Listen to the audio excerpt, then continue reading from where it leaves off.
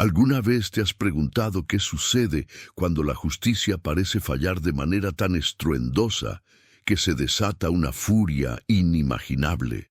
La historia que vamos a desentrañar hoy no es una de esas narrativas cotidianas que encontramos en los titulares de noticias pasajeras. Es un relato que se sumerge en las profundidades de la desesperación humana, la fragilidad del sistema legal y las consecuencias devastadoras de una vida llevada al límite. Imagina por un instante la escena. Una mujer, sentenciada por un crimen grave, se encuentra tras las rejas en un país extranjero, lejos de todo lo que conoce. La condena pesa sobre ella, una sentencia que marca el fin de su libertad y la perspectiva de un futuro incierto. Sin embargo, lo que sucedió después desafió todas las expectativas, retorciendo el curso de la justicia en un giro de eventos tan oscuro como impactante. Este no es un simple recuento de un escape de prisión. Es un estudio de caso que nos obliga a confrontar la complejidad de las motivaciones humanas y la delgada línea que a veces separa a la víctima del victimario. Nos adentraremos en los detalles de un evento que sacudió los cimientos de la aplicación de la ley y que plantea preguntas incómodas sobre la equidad, la venganza y la naturaleza misma de la retribución. Estamos hablando de un suceso que, si bien está anclado en la realidad de un caso criminal específico, resuena con temas universales de supervivencia, desesperación y la búsqueda de justicia, por retorcida que ésta sea.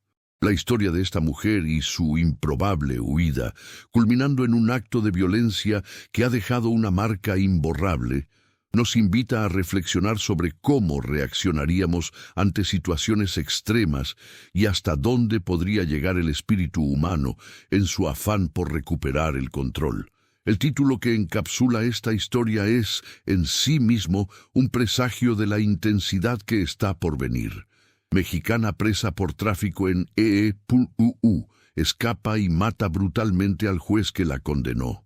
Estas palabras, cargadas de drama y de una crudeza inusual, nos presentan el epicentro de nuestra indagación. No se trata de un robo común, ni de un motín predecible. Es un acto personal, dirigido y con una precisión escalofriante, hacia la figura que representaba la autoridad y la sentencia que la había confinado. La elección del objetivo, el juez, no es casualidad. Es una declaración, un acto de desafío que trasciende la mera libertad física. Es la manifestación de una rabia acumulada, de una sensación de injusticia profundizada que encuentra su cauce en la violencia más extrema. A lo largo de este relato, no buscaremos justificar las acciones, sino comprender las circunstancias que pudieron haber llevado a un punto tan desesperado. Exploraremos los caminos que se bifurcan ante una condena, las decisiones que se toman en la oscuridad de la desesperanza y el eco que estas acciones tienen mucho más allá de las paredes de una prisión. Nos adentraremos en los intersticios de un sistema que para algunos puede parecer implacable y analizaremos cómo la percepción individual de la justicia puede chocar violentamente con la realidad institucional. La historia de esta mujer nos servirá como lente para examinar no solo un caso criminal particular, sino también las fuerzas subyacentes que moldean nuestras vidas y las estructuras que nos gobiernan, y cómo, en ocasiones, estas fuerzas pueden desatar consecuencias inimaginables. La travesía que emprendemos hoy es un viaje hacia la comprensión de uno de los casos más perturbadores y reveladores de los últimos tiempos. Un caso que nos recuerda la intrincada y a menudo brutal naturaleza de la experiencia humana. La historia de esta mujer, cuya condena por tráfico de drogas en Estados Unidos culminó en un acto de violencia extrema y personal contra el juez que dictó sentencia, nos sumerge de lleno en el laberíntico mundo de los sistemas penitenciarios y las repercusiones psicológicas del encarcelamiento prolongado. Más allá de la simple narración de los hechos, es crucial desentrañar la compleja red de factores que convergen en un evento de esta magnitud. El contexto de su condena, por ejemplo, no se limita a la posesión o distribución de sustancias ilícitas. A menudo, estos casos implican redes criminales transnacionales, con implicaciones económicas y sociales que van mucho más allá de la persona sentenciada. La extradición y el juicio, en un sistema legal extranjero, como el estadounidense, imponen una carga adicional de desorientación y aislamiento. La barrera del idioma, las diferencias culturales y la propia naturaleza punitiva del sistema pueden exacerbar el sentimiento de impotencia y desesperación en un individuo ya privado de su libertad. Pensemos en la constante tensión y el control inherente a la vida en prisión. Cada día es una batalla por la supervivencia, no solo física, sino también mental. El entorno carcelario, con su jerarquía interna, sus peligros latentes y la ausencia de autonomía, puede erosionar la psique de una persona, transformando el resentimiento en una fuerza destructiva. Adentrándonos en la mecánica de su fuga, debemos considerar las vulnerabilidades inherentes a cualquier institución, por más segura que se pretenda. Las fugas no suelen ser actos impulsivos de último momento. Raramente son el resultado de una oportunidad fortuita.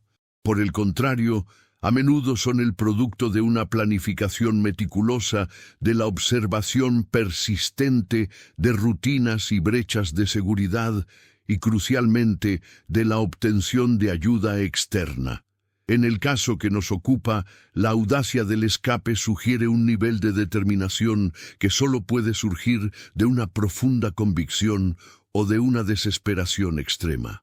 La logística de una fuga de esta naturaleza, especialmente en un país con infraestructura de seguridad avanzada, implica una comprensión íntima del sistema y, posiblemente, la complicidad o el engaño de personal interno o de cómplices en el exterior. La capacidad de operar fuera del radar, de evadir la detección inmediata y de mantenerse a la fuga, habla de una astucia y una adaptabilidad notables, cualidades que, en circunstancias diferentes, podrían haber sido canalizadas de manera productiva. Sin embargo, lo que distingue a este caso es la brutalidad y la especificidad del acto posterior a la fuga. El objetivo no fue un escape anónimo o un intento de desaparecer sin dejar rastro. La decisión de dirigirse directamente al juez que la condenó y la naturaleza explícita de la violencia empleada transforman este evento de una simple evasión de la justicia a un acto de retribución personal, una declaración desafiante contra la autoridad que la había sentenciado. Este nivel de violencia calculado, dirigido hacia una figura judicial, no surge de la nada. Puede ser el resultado de un profundo agravio percibido, de una creencia arraigada en la injusticia de su sentencia, o de una desintegración completa de su cordura bajo la presión extrema. La brutalidad mencionada en el titular no es solo un adjetivo. Sugiere una ferocidad que va más allá de la simple neutralización de un oponente. Implica una descarga emocional, una necesidad de infligir un daño que refleje el propio sufrimiento o la indignación percibida. La implicación de un juez en particular añade una capa de complejidad y simbolismo a este suceso. Los jueces, como figuras que representan la imparcialidad y la aplicación de la ley, son pilares del sistema judicial. Un ataque directo contra uno de ellos no es solo un crimen contra un individuo, sino un desafío a la autoridad del Estado y a la integridad del proceso legal. Este acto puede interpretarse como un intento de desmantelar, a nivel simbólico, la estructura que la confinó. La elección de este blanco específico sugiere que la motivación no era meramente la libertad, sino también la venganza o la necesidad de equilibrar la balanza en la mente de la perpetradora. Ahora, consideremos cómo la percepción de una injusticia, ya sea real o imaginaria, puede fermentar en la oscuridad de una celda y manifestarse de formas tan destructivas cuando se presenta la oportunidad.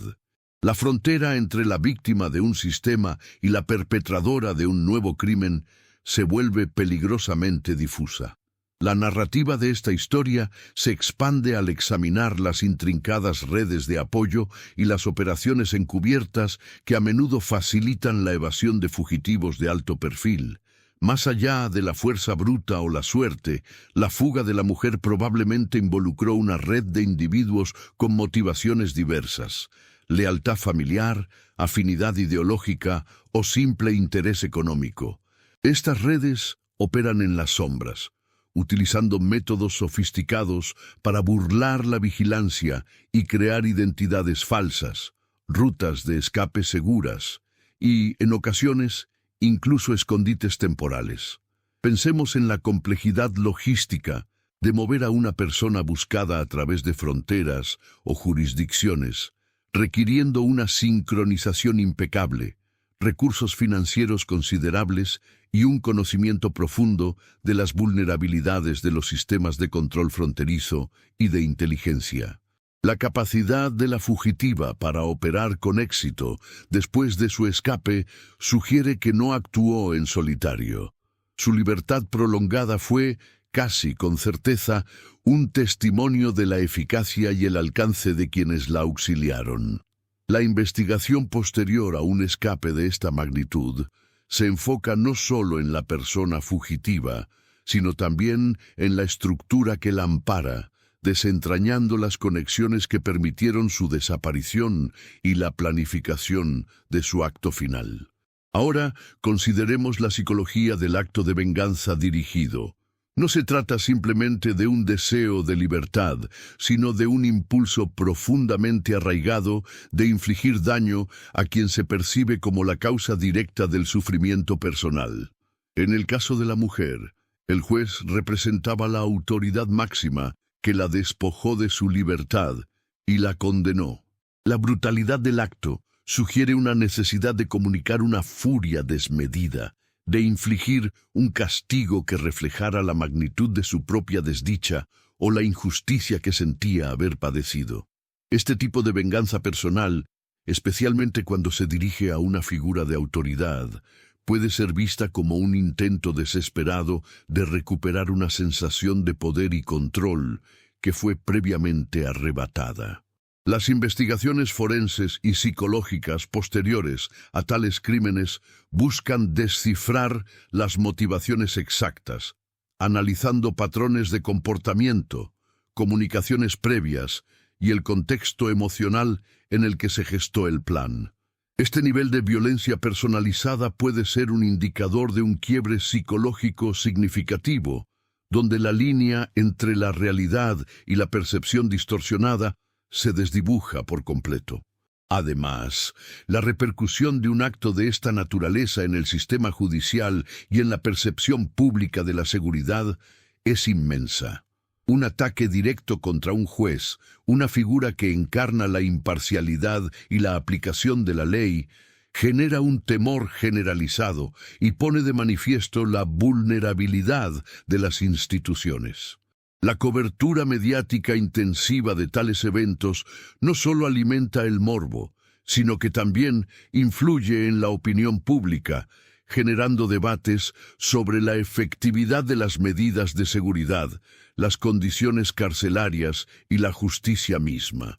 Las autoridades se ven presionadas a demostrar su capacidad para mantener el orden y proteger a sus funcionarios, lo que a menudo resulta en un endurecimiento de las políticas penitenciarias y una intensificación de la búsqueda de fugitivos. La historia de esta mujer, por lo tanto, no es solo un capítulo en un expediente criminal, sino un evento que resuena en la esfera pública, obligando a una reflexión colectiva sobre los límites de la ley, la naturaleza de la justicia y las consecuencias impredecibles de la desesperación humana. La forma en que la sociedad responde a tales desafíos y las medidas que implementa para prevenir futuras tragedias son tan importantes como la resolución del caso en sí mismo. La dimensión de la brutalidad en el acto final no es meramente un descriptor de la violencia física, sino que también apunta a una profunda deshumanización, tanto de la víctima como, paradójicamente, de la perpetradora. Al despojar al juez de su dignidad y reducirlo a un objeto de su furia, la mujer, en ese instante, trascendió la simple ejecución de un plan para adentrarse en un terreno de salvajismo primordial. Este acto de violencia extrema, que va más allá de la neutralización física, puede ser interpretado como un intento de borrar la figura de autoridad que la sentenció, de aniquilar simbólicamente el poder que la confinó. La ejecución del acto con tal saña sugiere que no solo buscaba escapar del sistema, sino también infligir un daño que reflejara la magnitud de su propio sufrimiento, una suerte de ojo por ojo llevado a sus últimas y más oscuras consecuencias. Ahora piensen en cómo la desesperación extrema puede erosionar los cimientos de la empatía humana, llevando a un individuo a desatar una furia que lo despoja de su propia humanidad en el proceso. Profundizando en las secuelas inmediatas a un evento de esta magnitud, la carrera por la captura de la fugitiva se convierte en una prioridad absoluta para las agencias de seguridad.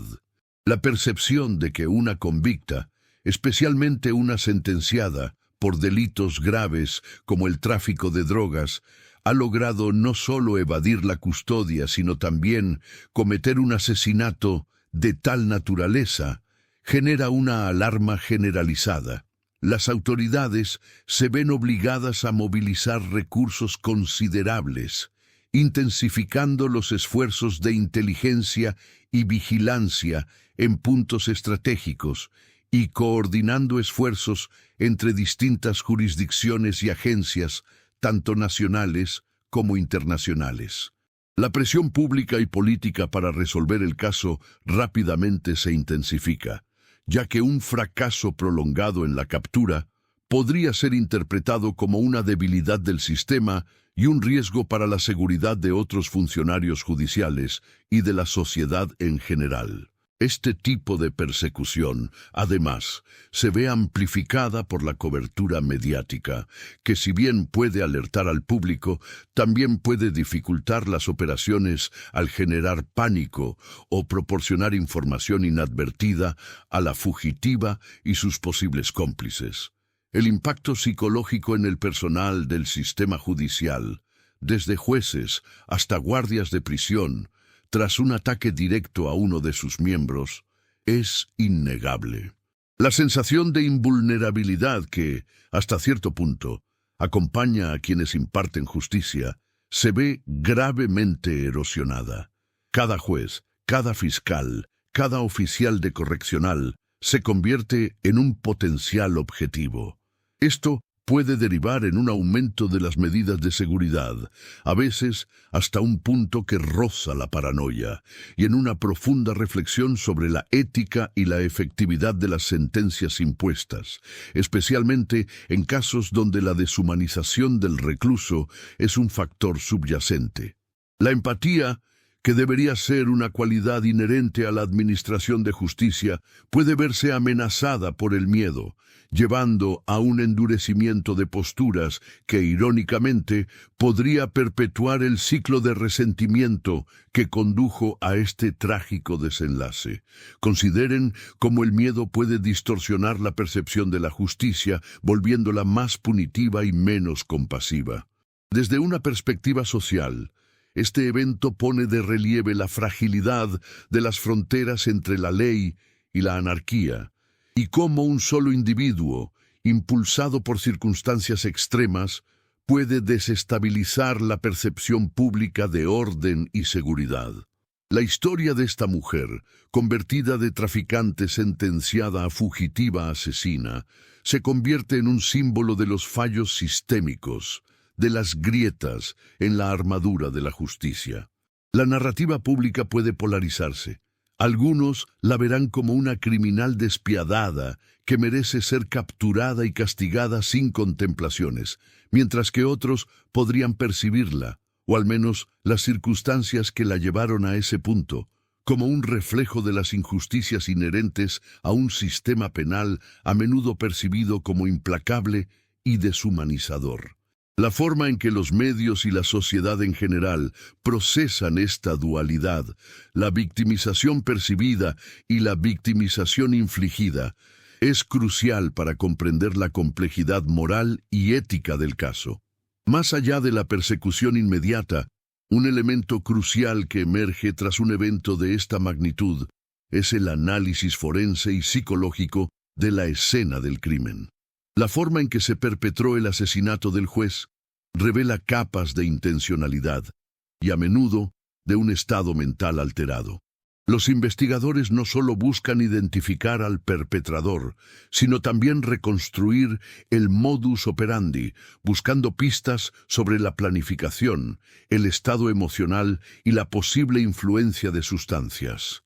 La brutalidad mencionada no es solo un adjetivo, es un indicador forense. ¿Fue un acto de furia descontrolada o una ejecución metódica y cruel? Cada detalle, desde el tipo de arma utilizada hasta la ausencia o presencia de signos de lucha, proporciona información valiosa. Por ejemplo, un análisis detallado de las heridas podría sugerir un nivel de fuerza física o conocimiento específico que el perpetrador poseía, o, por el contrario, un descontrol absoluto motivado por la rabia. La presencia de patrones de violencia repetitiva o selectiva en la escena podría indicar un mensaje específico que la agresora intentaba transmitir, más allá de la simple eliminación de su objetivo. Este examen minucioso de la evidencia física es fundamental para desentrañar la psique del criminal y comprender la profundidad de su desesperación o malevolencia. Por otra parte, la fuga exitosa y el posterior ataque plantean interrogantes sobre la efectividad y la ética de los sistemas de inteligencia y seguridad penitenciaria. ¿Existían fallos sistémicos que permitieron la evasión? ¿Se subestimó la capacidad o la determinación de la reclusa? La investigación subsiguiente no solo se centra en la captura, sino también en una autopsia interna de los protocolos de seguridad. Se examinan los registros de vigilancia, las comunicaciones interceptadas y las entrevistas con el personal para identificar posibles negligencias o complicidades. Un caso así puede desencadenar revisiones exhaustivas de los procedimientos de evaluación de riesgos, de los programas de reinserción, o la falta de ellos, y de los sistemas de alerta temprana para detectar posibles planes de fuga o actos de violencia. Pensemos, por ejemplo, en cómo un sistema carcelario saturado o con recursos insuficientes puede crear brechas que individuos astutos o desesperados pueden explotar. La pregunta fundamental que surge es, ¿el sistema falló en prevenir el crimen? ¿O la falla reside en la propia naturaleza humana cuando es llevada al extremo? Además, la repercusión en el ámbito legal y político es considerable. Un ataque contra un juez, un símbolo de la autoridad judicial, obliga a las instituciones a reconsiderar las medidas de protección para sus funcionarios. Esto puede traducirse en un aumento de la seguridad en los tribunales, en el domicilio de los jueces y en sus desplazamientos.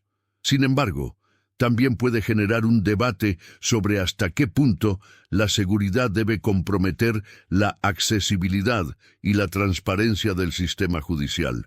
Un sistema judicial excesivamente blindado puede percibirse como distante y elitista, minando la confianza pública. Por consiguiente, las autoridades se enfrentan a un delicado equilibrio entre garantizar la seguridad de quienes imparten justicia y mantener un sistema judicial accesible y percibido como justo por la ciudadanía. La narrativa que rodea este evento a menudo se politiza, con diferentes facciones utilizando el caso para abogar por reformas o para reafirmar la necesidad de mano dura contra el crimen. La forma en que se gestiona esta narrativa pública y las políticas que se implementan como respuesta definen, en gran medida, el legado de este trágico suceso. La huida de la mujer y su posterior acto de violencia no solo son eventos aislados, sino que también actúan como un catalizador para una reevaluación profunda de los protocolos de seguridad para funcionarios judiciales y personal penitenciario. Más allá de las medidas físicas obvias, como la instalación de barreras o el aumento de la vigilancia, este caso obliga a una introspección sobre la inteligencia humana y la capacidad de anticipación. Las agencias de seguridad deben ir más allá de la simple reacción ante una amenaza y adoptar un enfoque más proactivo, basado en el análisis predictivo del comportamiento. Esto implica la identificación de patrones sutiles en la comunicación, las interacciones sociales dentro de las instituciones y los cambios de actitud que podrían indicar una planificación encubierta. Por ejemplo, un estudio detallado de los hábitos de la fugitiva, sus conexiones previas a la condena y cualquier intento previo de manipulación o desafío a la autoridad podría haber ofrecido señales de alerta. Ahora piensen en cómo un equipo de analistas, al examinar miles de datos, podría detectar una anomalía minúscula que, al ser investigada, desentrañe un complot complejo. Esta labor, a menudo invisible para el público, es la primera línea de defensa contra eventos tan devastadores.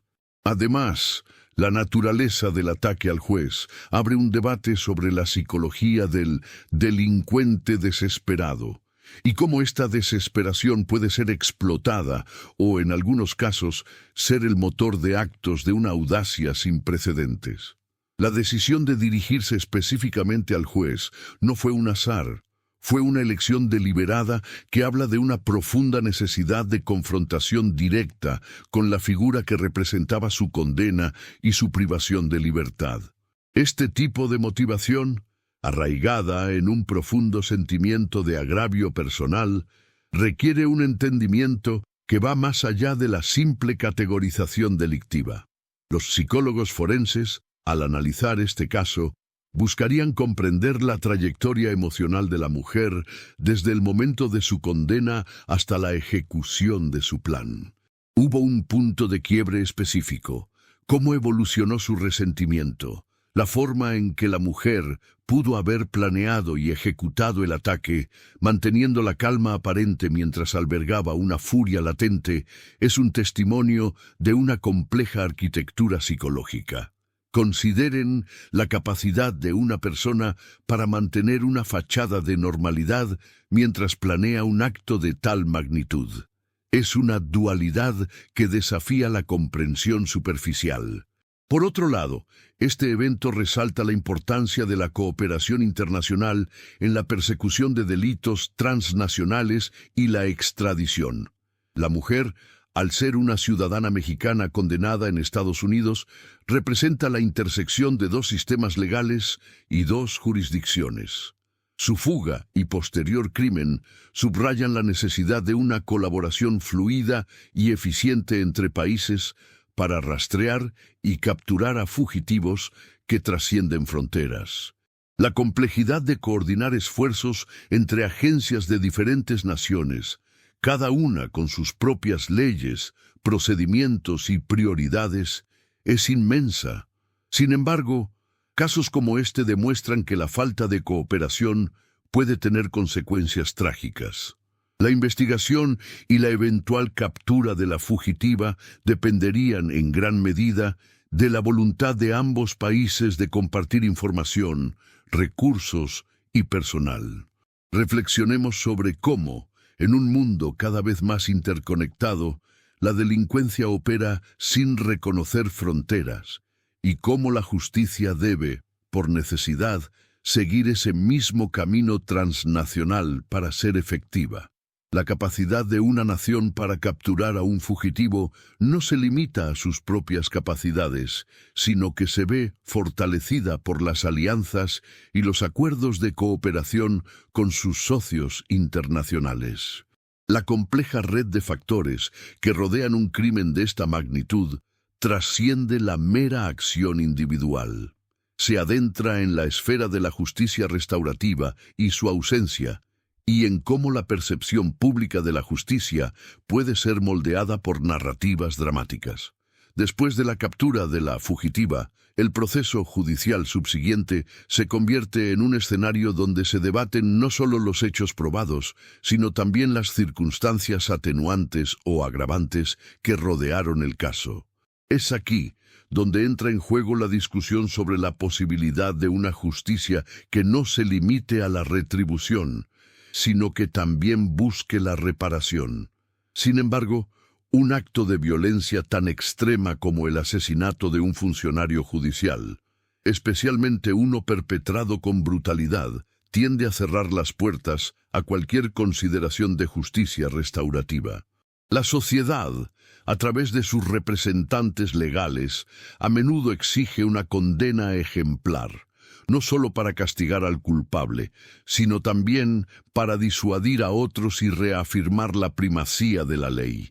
Además, la cobertura mediática de un caso como este rara vez se detiene en los detalles objetivos, tiende a enfocarse en los aspectos más sensacionalistas, creando narrativas que pueden simplificar la complejidad moral y emocional de la situación. Por ejemplo, la mujer podría ser retratada como una villana despiadada, o en un intento de humanizarla como una víctima del sistema, atrapada en circunstancias insuperables. Estas narrativas, aunque atractivas para el público, a menudo omiten las sutilezas y los matices que definen la verdadera naturaleza del delito y sus motivaciones subyacentes. Pensemos en cómo un titular puede encapsular una historia, pero nunca abarcarla en su totalidad. La forma en que los periodistas y los comentaristas construyen estas narrativas influye significativamente en la opinión pública y, en última instancia, en la percepción de la justicia. ¿Hasta qué punto la necesidad de crear una historia convincente puede distorsionar la realidad de los hechos? Desde una perspectiva criminológica, este caso invita a reflexionar sobre la teoría de la etiqueta y cómo las experiencias dentro del sistema penal pueden solidificar o exacerbar identidades delictivas. Al ser etiquetada como traficante y luego como fugitiva asesina, la identidad de la mujer se ve cada vez más definida por sus transgresiones. Este proceso de etiquetamiento, a menudo reforzado por la estigmatización social y las propias experiencias dentro de un entorno carcelario, puede dificultar enormemente la reintegración y la rehabilitación. En lugar de verla como un individuo con potencial de cambio, la sociedad puede verla únicamente a través del prisma de sus peores actos. Ahora, considere cómo la repetición constante de una etiqueta negativa puede internalizarse, afectando la autoimagen y las aspiraciones de una persona. Por consiguiente, la resolución de este caso no termina con la sentencia final. Deja una estela de preguntas sin respuesta sobre la efectividad de los sistemas de justicia, la capacidad de la sociedad para ofrecer segundas oportunidades y la delgada línea que separa la victimización de la perpetración. La historia de esta mujer, desde su condena inicial hasta su acto final de violencia y su eventual captura, es un recordatorio sombrío de las complejidades inherentes a la condición humana y a las estructuras que intentan gobernarla. La forma en que se procesa este caso, tanto en los tribunales como en la esfera pública, dice mucho sobre los valores y las prioridades de una sociedad. Más allá de la simple captura y el proceso legal subsecuente, la historia de esta mujer y su brutal acto nos obliga a considerar la intrincada danza entre la percepción pública y la realidad de la justicia. La forma en que los medios dan forma a la narrativa, a menudo priorizando el sensacionalismo sobre la profundidad, puede crear una imagen pública distorsionada, polarizando las opiniones y dificultando una comprensión matizada de los eventos. Pensemos en cómo una sola imagen o un titular impactante puede fijar una percepción en la mente colectiva, eclipsando hechos más complejos o atenuantes. La cobertura mediática, al centrarse en la audacia del escape y la violencia del acto, puede inadvertidamente glorificar al criminal o, por el contrario, demonizarlo de tal manera que se pierda de vista cualquier atisbo de humanidad o circunstancia que lo rodeó. Ahora, imagine cómo un documental bien intencionado, pero con un guión que busca maximizar el drama, podría presentar a la protagonista de una manera que simplifica excesivamente sus motivaciones, presentándola como un arquetipo de villana sin rostro, o, en el otro extremo, como una mártir trágica. Esta simplificación, si bien efectiva para captar la atención, a menudo sacrifica la complejidad inherente a la condición humana. Profundizando en la psicología del acto, es esencial examinar la naturaleza de la deshumanización como mecanismo de defensa o como resultado de un trauma prolongado. Para la mujer, el sistema judicial estadounidense, percibido como ajeno y punitivo, pudo haber sido internalizado como una entidad deshumanizadora. En respuesta, ella podría haber deshumanizado a sus representantes, incluido el juez, para poder actuar contra ellos sin las restricciones de la empatía. Este proceso psicológico donde el otro es despojado de su humanidad para justificar la violencia es un tema recurrente en conflictos y crímenes extremos. Consideremos, por ejemplo, cómo los soldados en zonas de guerra a menudo se refieren a sus enemigos con términos despectivos para poder cumplir con sus deberes sin el peso de la culpa. De manera similar, es posible que la mujer, al percibir al juez como un mero engranaje en una maquinaria que la oprimía, haya sido capaz de infligirle un daño extremo. Asimismo, la fuga y el posterior acto de violencia exponen las vulnerabilidades de la infraestructura de seguridad, no solo en términos de contención física, sino también de inteligencia predictiva. La capacidad de un individuo para evadir la detección durante un periodo prolongado y para planificar y ejecutar un ataque dirigido sugiere un fallo en los sistemas de monitoreo y evaluación de riesgos. Las instituciones carcelarias deben ir más allá de la simple vigilancia de rutinas. Deben cultivar la capacidad de detectar señales de alerta sutiles, de comprender las dinámicas de poder dentro de las prisiones y de evaluar el potencial de violencia latente en reclusos con historiales complejos. Pensemos en cómo un equipo de analistas, al examinar miles de registros de visitas, comunicaciones y comportamientos, podría identificar un patrón emergente de planificación encubierta. La ausencia de tales detecciones, en este caso, apunta a una brecha significativa en los protocolos de seguridad, un área que inevitablemente será sometida a un escrutinio riguroso tras la resolución del caso. Finalmente, el impacto de este evento se extiende a la percepción de la ley y el orden en la sociedad. Cuando un símbolo de la autoridad judicial es atacado de manera tan brutal, se genera una onda expansiva de inseguridad.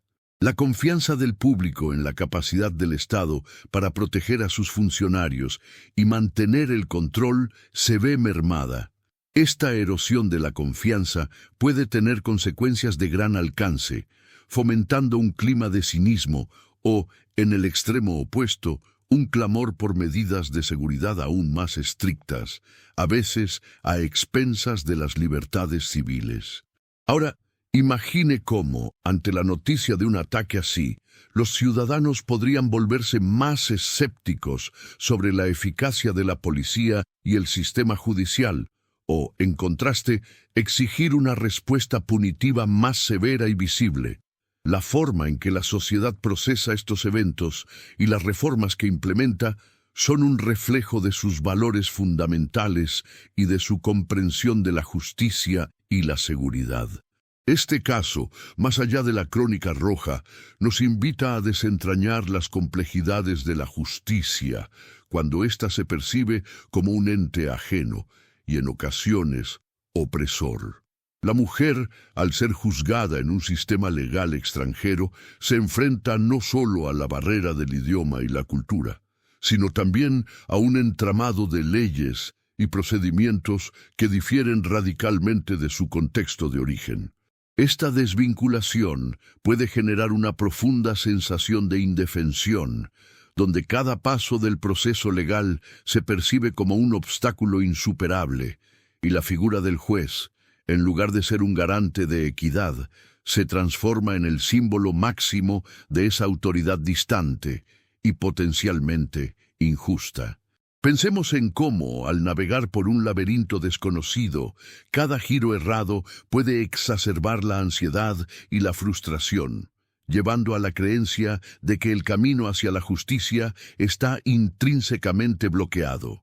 Profundizando en la psicología del encarcelamiento y su impacto en la percepción de la realidad, es crucial considerar el fenómeno de la desconexión temporal.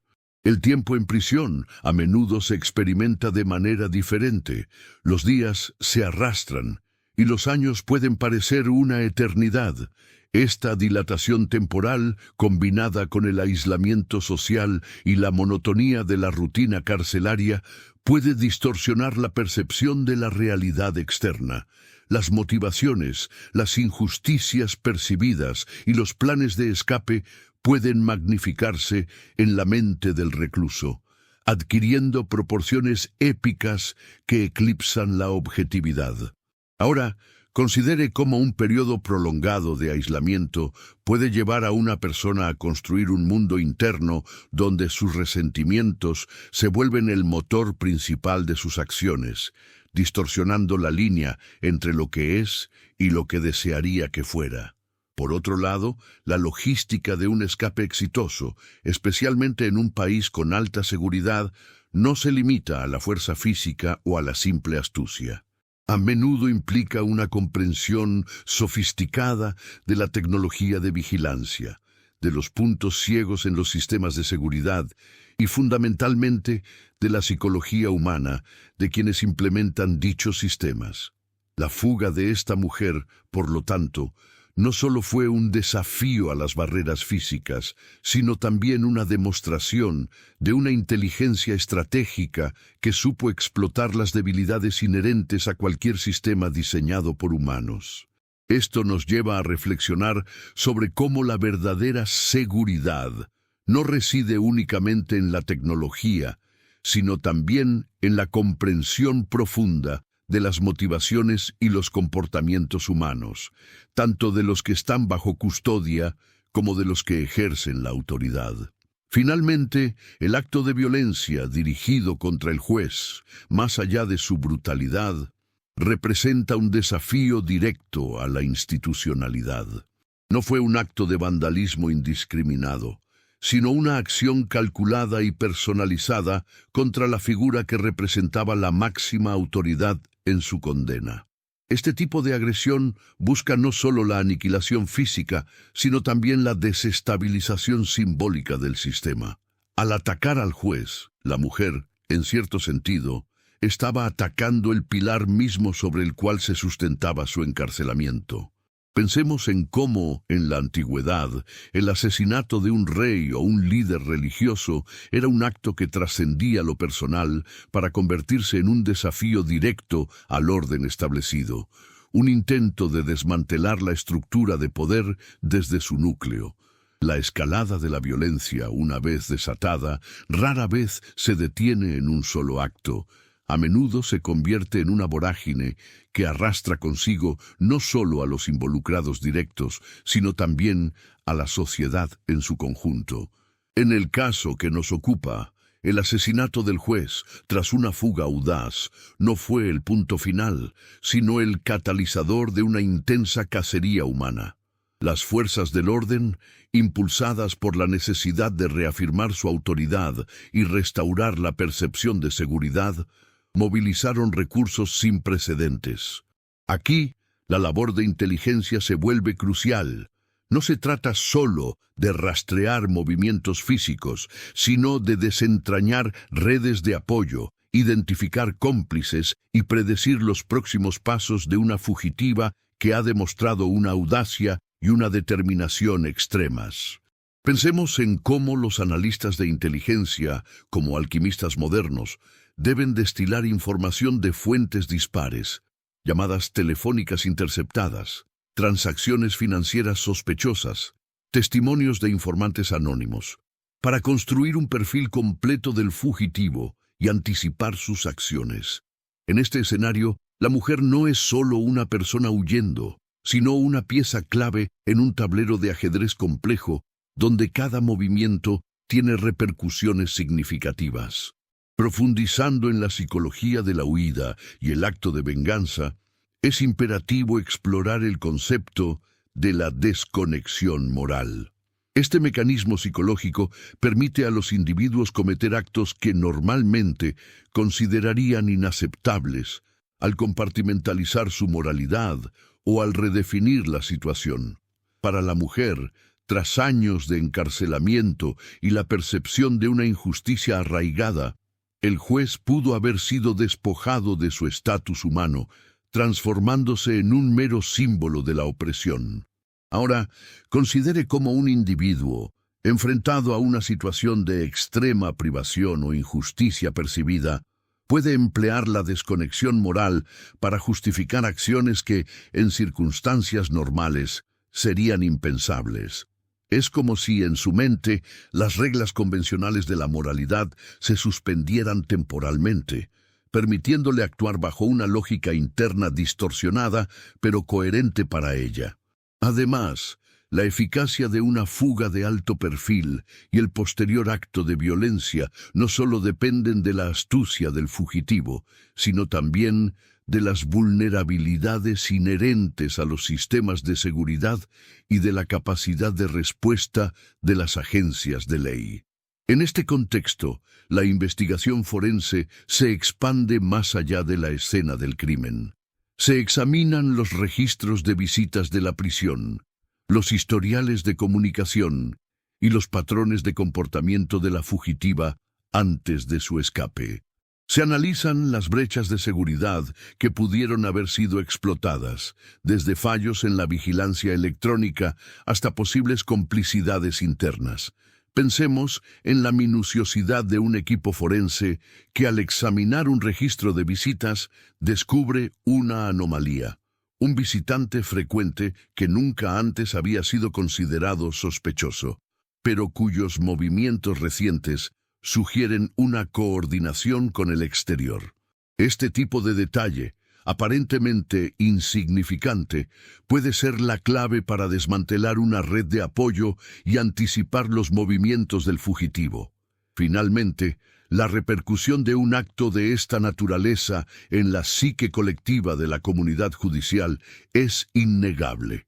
Los jueces, fiscales y personal de apoyo, al presenciar o conocer de un ataque tan directo y brutal contra uno de los suyos, experimentan una profunda erosión de su sensación de seguridad. Esto puede manifestarse como un aumento de la cautela, una mayor dependencia de las medidas de seguridad y, en algunos casos, un endurecimiento de las posturas judiciales, alimentado por el miedo y la indignación. Ahora, imagine cómo un gremio profesional, al verse amenazado en su integridad, podría reaccionar con un endurecimiento de sus propias defensas, tanto físicas como psicológicas. Este caso, por lo tanto, no es solo la historia de una mujer y su condena, sino también un reflejo de las tensiones latentes entre el individuo y el sistema, y de cómo estas tensiones, cuando se exacerban, pueden desembocar en consecuencias devastadoras e impredecibles. Al tejer las hebras de esta compleja narrativa, observamos cómo las luces y sombras del sistema se entrelazan, revelando la fragilidad de las estructuras que creíamos inamovibles. Las capas de contexto, las intrincadas maquinarias de la fuga y la brutalidad del acto final no son meros eventos aislados, sino destellos de una realidad más profunda que resuena en las profundidades de la condición humana. Es en la convergencia de estas fuerzas, en el punto donde la determinación individual choca con el peso de la institucionalidad, donde emerge una comprensión más nítida, aunque a menudo incómoda. La travesía que hemos emprendido nos ha llevado por senderos inesperados, desvelando la intrincada urdimbre de motivaciones y consecuencias que, como un río subterráneo, fluyen bajo la superficie de lo aparente. Reflexionando sobre este periplo, nos encontramos ante un panorama donde la percepción de la justicia se ve constantemente desafiada.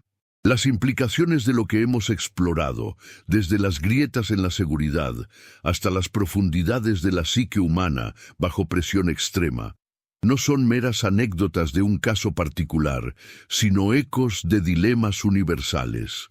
Como un caleidoscopio, cada giro nos presenta una nueva faceta de esta intrincada realidad, obligándonos a reconsiderar nuestras propias nociones de orden, desorden y la incesante búsqueda de equilibrio.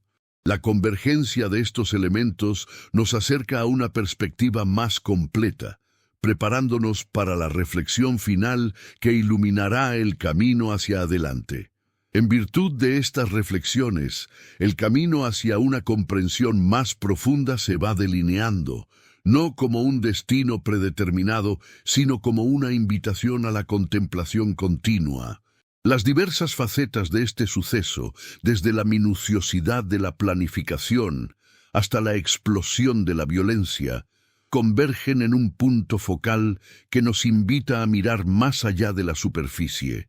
Es como si, al observar las distintas facetas de una gema tallada, comenzáramos a apreciar el brillo y la complejidad de su totalidad, preparándonos para la apreciación final de su valor intrínseco. Al pivotar hacia la reflexión culminante, se nos presenta la oportunidad de asimilar las lecciones aprendidas y de contemplar su resonancia en el vasto tapiz de la experiencia humana. Y así, el eco de este turbulento relato se desvanece no en el silencio, sino en una resonancia que nos invita a una introspección más profunda. La historia de esta mujer, marcada por la desesperación y la violencia, trasciende los confines de un expediente criminal para convertirse en un espejo que refleja las complejidades de nuestra propia existencia. Nos confronta con la fragilidad de las estructuras que erigimos para mantener el orden y la impredecible fuerza del espíritu humano cuando es empujado al límite. La figura del juez, símbolo de la ley, y la fugitiva, encarnación del desafío, se entrelazan en una danza macabra que pone de manifiesto la delgada línea que separa la victimización de la perpetración, la justicia de la venganza. La brutalidad del acto final no es solo una manifestación de furia desatada, sino un grito mudo que interpela a la sociedad. Nos obliga a preguntarnos sobre las condiciones que forjan tales desesperaciones, sobre las grietas en el sistema que permiten que la esperanza se desvanezca y la rabia florezca. La huida exitosa y el audaz ataque son testimonios de una inteligencia que, en circunstancias diferentes, podría haber sido canalizada hacia la construcción, no hacia la destrucción. Este caso nos recuerda que la verdadera seguridad no reside únicamente en muros y cámaras de vigilancia, sino en la comprensión profunda de las motivaciones humanas, en la empatía que puede prevenir la desesperación antes de que germine la violencia. La narrativa pública, a menudo simplificada y sensacionalista, nos presenta versiones reducidas de realidades complejas.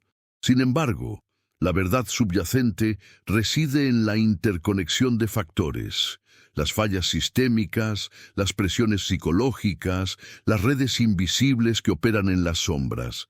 Este suceso, en su cruda realidad, nos insta a mirar más allá de los titulares y a cuestionar las narrativas que consumimos. Nos invita a reflexionar sobre cómo nuestras percepciones, moldeadas por la información que recibimos, pueden distorsionar nuestra comprensión de la justicia y la humanidad. La verdadera práctica comienza ahora, en el ejercicio constante de la curiosidad, en la voluntad de indagar en las profundidades, de cuestionar lo aparente y de buscar una comprensión más completa y compasiva. Porque es en esa búsqueda incesante donde reside la esencia de la sabiduría y la posibilidad de un futuro donde la justicia no solo castigue, sino que también prevenga, y donde la humanidad prevalezca sobre la desesperación.